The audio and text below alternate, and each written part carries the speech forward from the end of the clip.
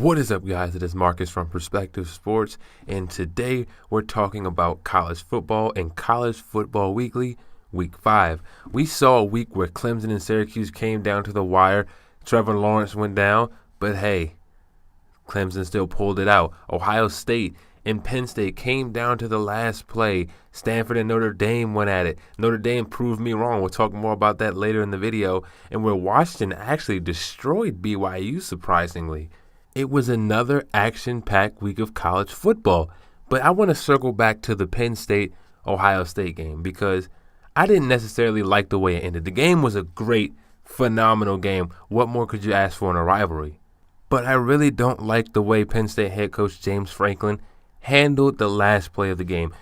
Trace McSorley was 16 of 32, 286, 2 touchdowns, 0 picks. He was also your leading rusher with 175 yards on the ground, averaging 7 yards a carry, and you take the ball out of his hands on the last play of the game?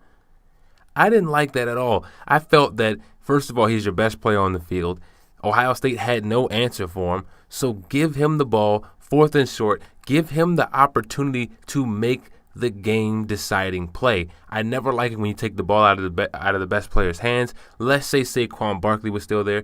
Yeah, I'm all for giving or finding a way to get Saquon Barkley the ball. But Trace McSorley is your best player, Penn State, on the offensive side of the ball, at least in my opinion, and you have to give him the opportunity to win the game, either with his arm, as he had 286 yards, 2 touchdowns, 0 picks, or with his legs, where he had 175 yards on 2 carries, putting up 7 yards per game.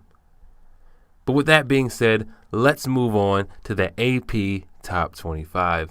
And they had a shakeup in the top 5. Alabama still 1, Georgia still 2, but Ohio State and Clemson switch spots. Ohio State moving to 3, Clemson moving to 4.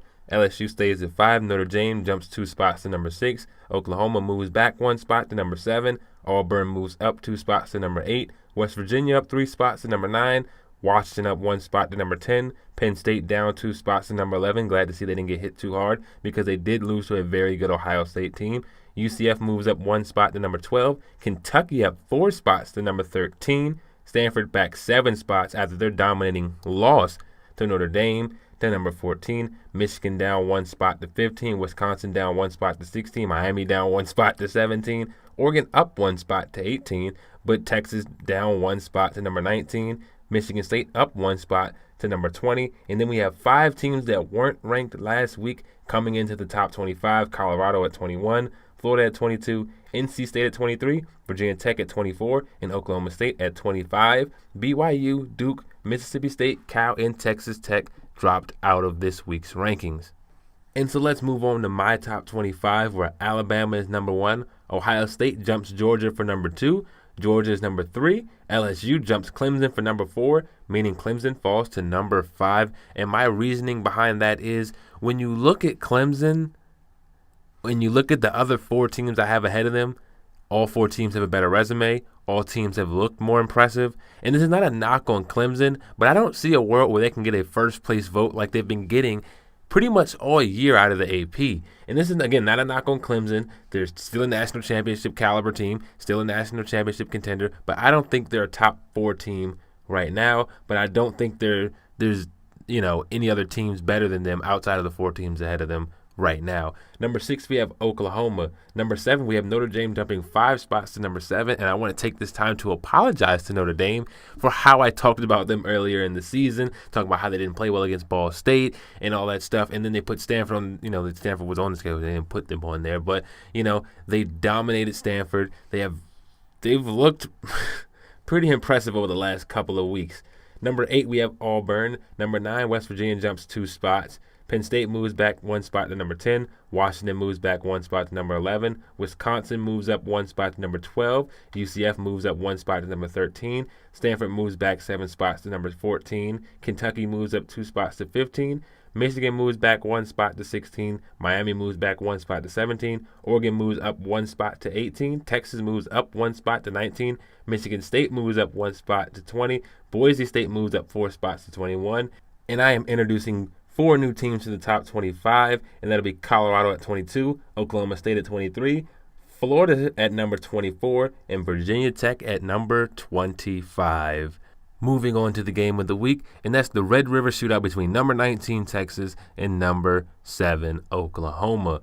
And now, Oklahoma has looked like an excellent football team if you take away the Army game, and Texas looks like a good team when you take away the Maryland game. And I think this game is going to come down to how many points will Texas allow Oklahoma's offense to score, because we know the Oklahoma offense is explosive, and Texas's defense, they don't really give up a lot of yards, but they also haven't played a team like Oklahoma. And so I think Oklahoma is going to get the yards. It's a matter of how many points can Texas keep off the board, if that makes sense. But overall, this is going to be a very, very, very fun game to watch. And if I had to bet on the game, which I'm not, I'd probably go Oklahoma, simply because their offense is very explosive, and it's going to be very hard for the Texas Longhorns to contain that. Now let's move on to the potential upset of the week.